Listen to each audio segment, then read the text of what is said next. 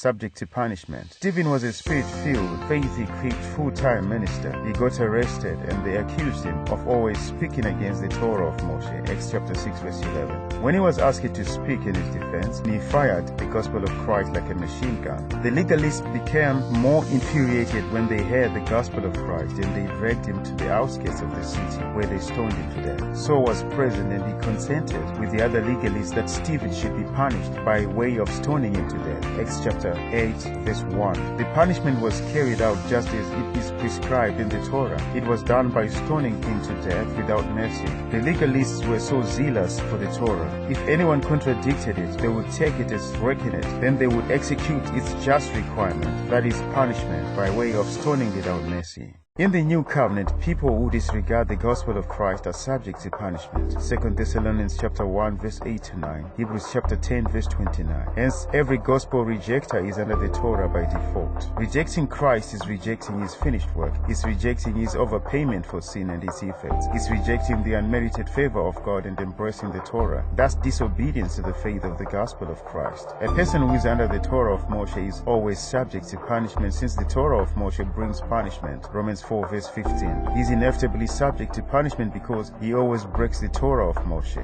This is the case because a person who is under the Torah of Moshe strives to keep the whole of it. If he breaks any part of it, it implies that he broke the whole Torah of Moshe. However, since you have accepted Christ, you are no longer under the Torah. Accepting Christ is obedience to the faith or the gospel of Christ. By the way, the faith is the gospel of Christ. You are obedient to the gospel of Christ or the faith, and as a result, you are no longer subject to punishment. You are free indeed. This implies that when you try to gain God's blessing and acceptance by the Torah, you always end up under his anger, for you will always fail to keep it. The only way you can avoid breaking it is to receive his grace by accepting Jesus Christ. If you don't want to break the Torah, you must have no Torah to break. Where there is no Torah, there is no sin because there is no Torah to break. Romans 4 verse 15. You need to come out of the Torah and come under grace. You are not of those who remain under the Torah. However, there are people who think that they are not on either side, that is, of the Torah or grace. Unfortunately, if you reject Jesus Christ, you put yourself under the Torah by default.